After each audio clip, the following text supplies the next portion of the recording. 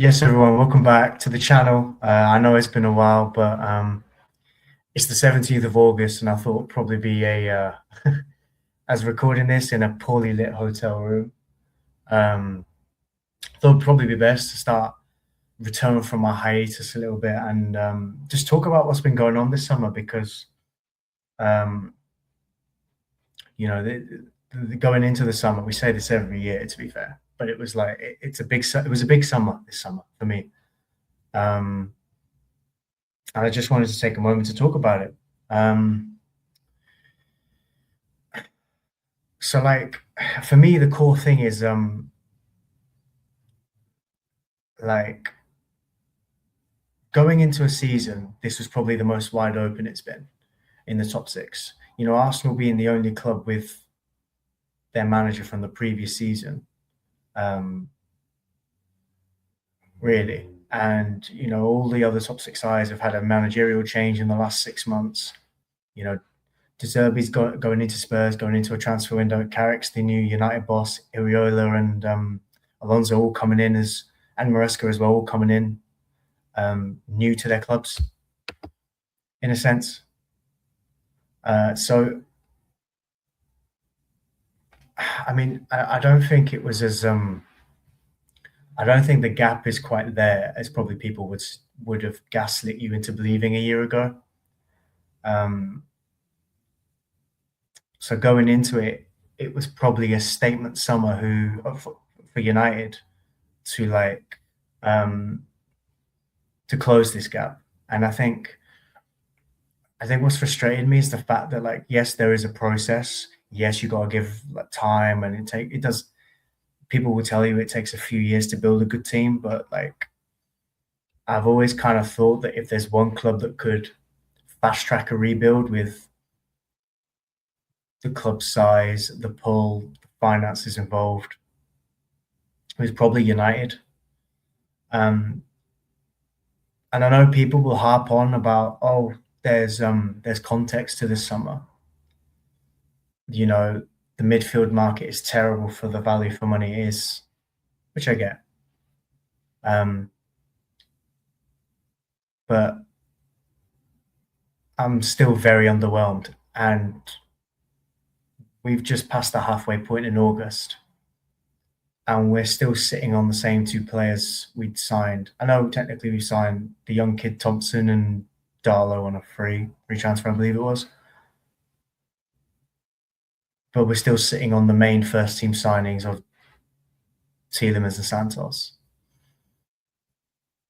I think so. Right, to dive in a little bit, I actually like both the midfielders we've signed. I've said it before on other channels and other platforms. So it's not me saying the recruitment has been bad for that. I think, if anything, I think we've significantly raised the technical floor of the midfield. We've got more players who are comfortable receiving the ball, playing the ball, retaining possession, and actually playing in the midfield, which just feels like it's something we haven't really had for a long time. This much technical quality in the midfield, probably about 10 years, I'd say. And it sounds crazy, but when you consider some of the midfield options we've had over the last 10 years, the way we've regressed has been quite crazy. But I think my biggest problem is the fact that people will talk about moving the needle, closing the gap, and all these other little phrases, which I think they're completely viable. And I'm sick of hearing them because I always hear them a lot. But it's true, because raising the technical floor of the midfield was a very low bar when you consider the fact that Ugarte was one of your main midfield options. Because an injury to Casemiro and Ugarte goes in there. And I think when you look at it, where's the midfielder who makes you look at United and go, right, they've closed the gap? Because we spent, what, 80 odd million quid, 85 million quid on rebuilding the midfield. And I know we've done it relatively cheaply compared to what some of these, the profile of player we've probably signed. They do differ, the two players we've signed in the midfield. And from what they'd ordinarily cost, But I do think for a minimum, we're one major midfielder short. And I think what's been really frustrating is the fact that we've watched a lot. I think my biggest frustration is I've said since last summer that we should have signed a midfielder last summer. And I get I get cooked for saying this, but I use the word malpractice a lot because whether you were as a board, whether you were Amorim in or out, it was very, very, very obvious we needed it was very, very obvious that we needed a midfielder. And like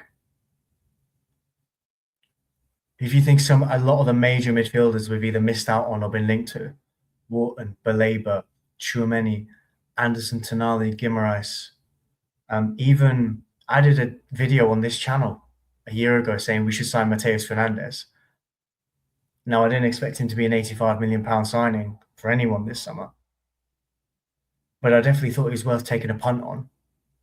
Yeah, in Amorim's system, I thought maybe he'll be good as a 10, but if we were to move on from him, playing him in the midfield would have been in a 4-3-3 or in the double pivot in a 4-2-3-1. I definitely thought he would have been a great option to have. And my point with that is the fact that a lot of the midfielders we've missed out on, you would have probably taken any of them at the football club last year, where we desperately needed a midfielder because we had no real combinations in Amorim's system this time last year. You couldn't really sit there and be like, okay, that is a set combination. You know, it feels like we stumbled upon Casemiro and Bruno. And then when you look at them, it's like if either of them miss out, we're kind of screwed. And I think the frustrating thing is the fact that, you know, like I said, a lot of the midfielders we missed out on. You know, Anderson was getting England caps a year ago, coming off the back of a good season with Forest. Bruno G, Tonali, good midfielders in the Prem for Newcastle already established for minimum a couple of years. No.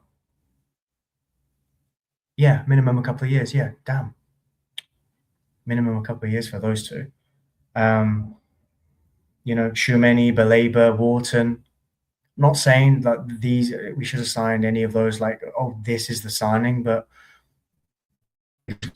it's always dangerous. And I had people tell me last summer, like, you can't do everything in one summer. And I'd liked what we signed last summer. But when you leave the midfielder signing for this summer, and then you go, actually, we need 3 midfielders this summer. It just shows like the pain of leaving it till next year. We did it under Ollie with the midfielder signing. It felt like every summer, like we need a midfielder. Okay, well, it looks like it's going to happen next year. Oh no, we need a midfielder signing. Oh, it looks like it's going to be next year. Oh, we're going to get Sancho this summer for the right wing. Okay, it turns out we're going to get him next year. And it's just frustrating just watching this happen and then watching these players go to rivals as well.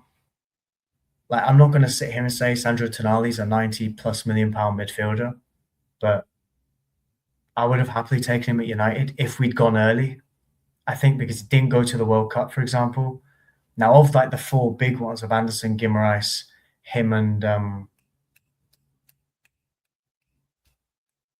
I'll say Mateus Fernandes, to be honest, but it's like you could argue that Tonali would probably have been the worst. I did think, to be honest, going into it, that we didn't need like one marquee and then two other decent ones, which it looks like is what we were trying to do and then still haven't.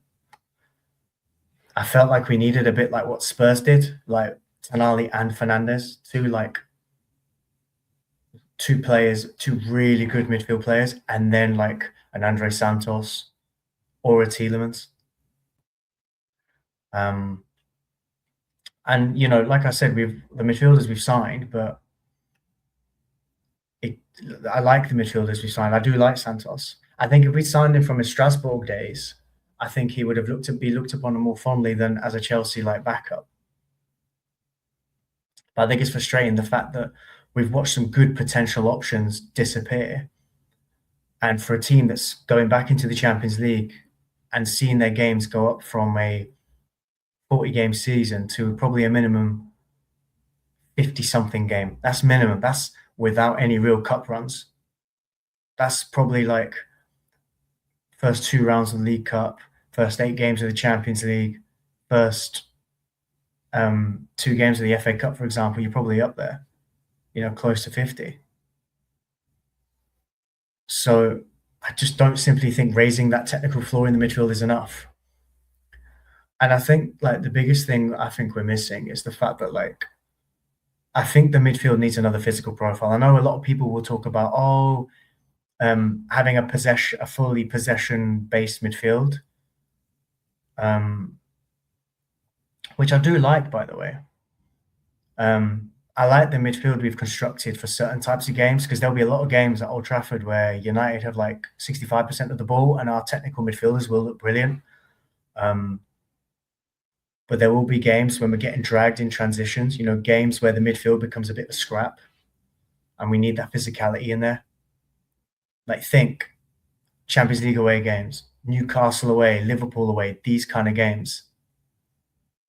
I know Newcastle have kind of fallen off with their midfield, but I say kind of, they lost their 2 main midfielders.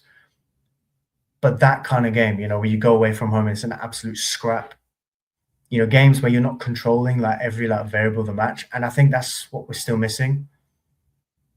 I don't think it's about replacing what we bought. I think it's about adding something completely different, someone who, hoovers up loose balls, wins like a high percentage of duels, cover ground, stop transitions, doesn't get overwhelmed by Premier League intensity, physically reliable, actually available, and can even still play 1-2 touch football. And I think with the way the market's panned out, it's probably why I keep landing on Carlos Baleba because I've been scratching my head looking at the market and like Tchouameni is obviously the glamorous option. I would have loved him, but huge transfer fee, huge wages. And to be honest, I don't think, especially now, I don't think it happens. Like the Rodri deal going to Barcelona, I just don't think. I was surprised when a lot of people thought Tchouameni would leave Madrid. I never thought that would happen unless Madrid signed a new midfielder. And for me, Baleba feels like a kind of deal I could see developing now, pretty much late in the window, because I've kind of run with the little narrative myself that I think because we're the only club really in for Baleba, we could get him for a decent deal. What that looks like in this midfield market, I couldn't tell you. But I think I can't really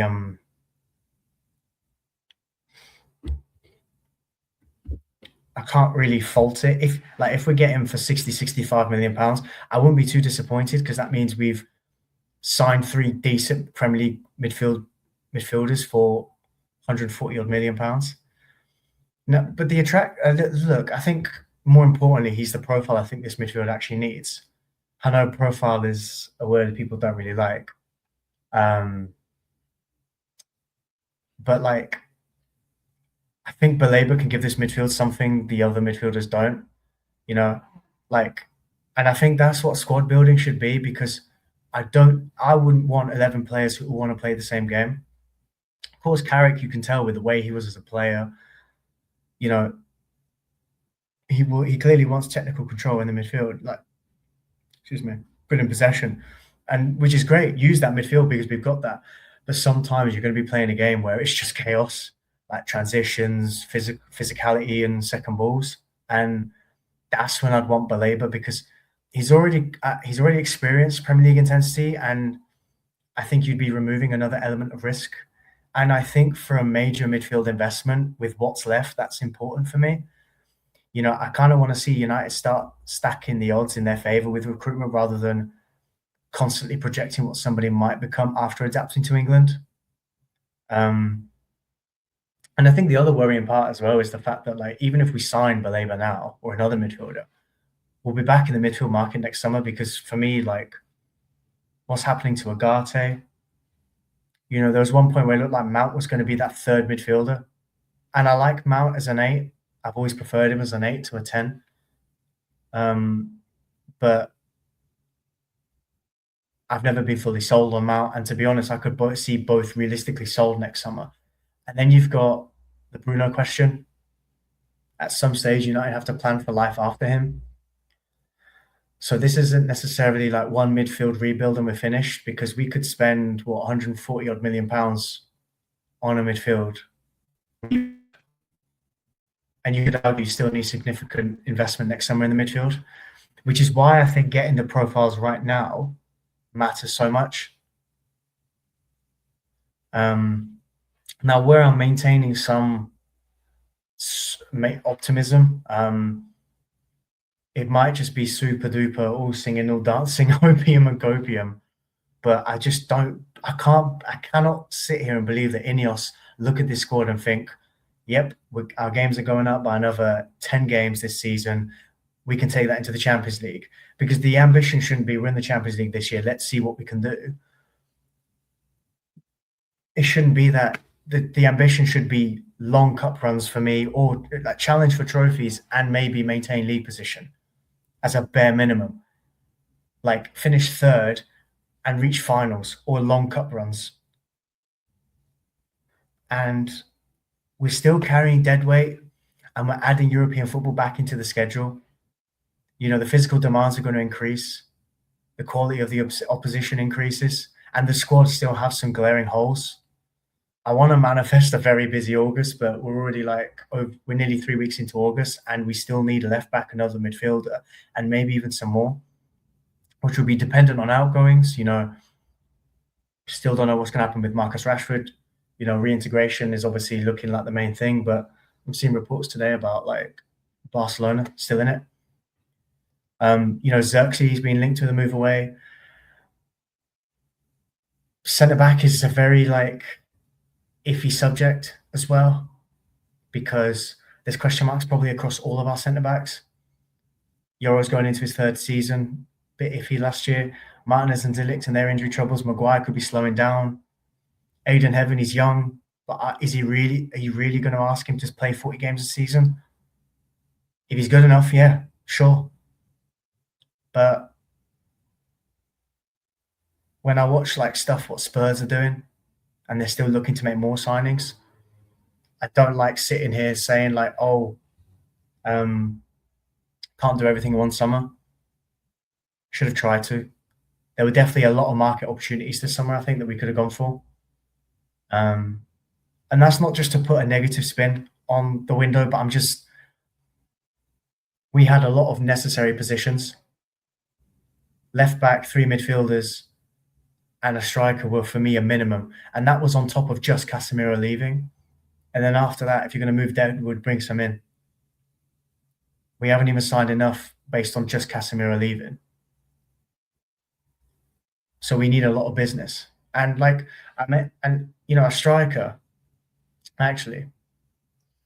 Sorry, I know I keep looking up, but it's just because the lighting is just flashing in my face.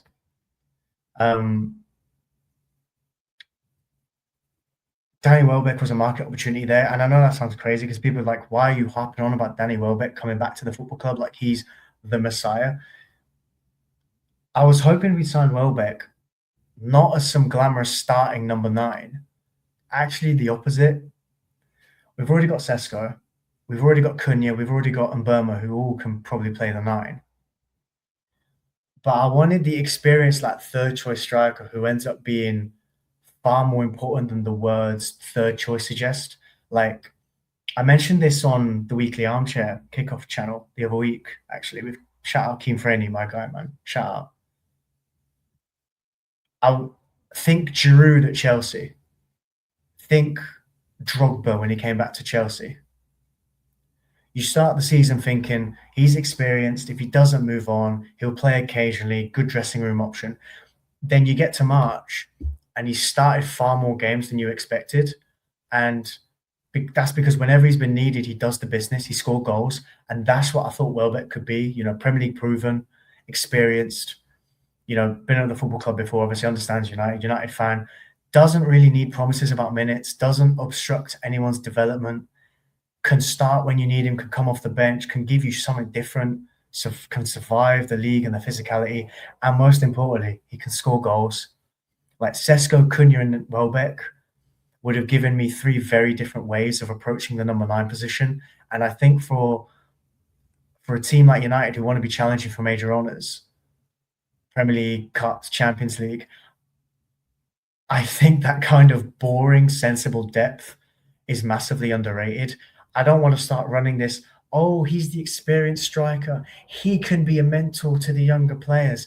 That, because I know people will bring up the Cavani and like Greenwood thing when he was here and whatnot, but I just look at like the Giroud one especially, man. This guy was linked with a move away pretty much every summer. He was at Chelsea. He started the season as a third choice. You know, he came in under Conte, basically became the main man with Hazard up front because Morata and Batshuayi weren't cutting it. Um, under Sarri, Hazard, Morata looked like the starting strikers, even like the starting central like players. Higuain comes in on loan. Giroud proves like indispensable in the Europa League, especially they win that. At Chelsea, he's been linked away in the summer. He's the third choice behind Tammy Abraham and Batshuayi. Come January, he's been linked with moves to Spurs. I would have taken him at United then. I know we got Igalo, but I would have taken Giroud, honestly. The longevity of Giroud would have been incredible at United, genuinely. And then come the end of the season, that top four charge for Chelsea, Giroud's instrumental. Same again in the Champions League under Tuchel and Lampard. So I just thought that's what Welbeck could have been. Now, to kind of, because I appreciate I've been talking for a while, my overall position about the window is that I'm not negative in the sense of like, I like what we've bought currently. And in terms of like the left wing option, I know obviously there's the Marcus Rashford reintegration. I wasn't really fussed either way, to be perfectly honest. Rashford coming back was a bit of a lose-lose for me because like if you're not selling him on, what do you do? Do you tell the world you don't want him? He's just not going to get the fee you want for him. You tell the world you want to reintegrate him. Will anyone keep him around? Will anyone be able to sign him? Wages? How will the wages affect the dressing room, if it will?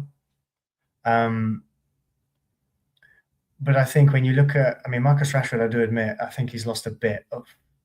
I think physically he's regressed a little bit the last few years. I don't think he's got that burst he had probably in 22, 23.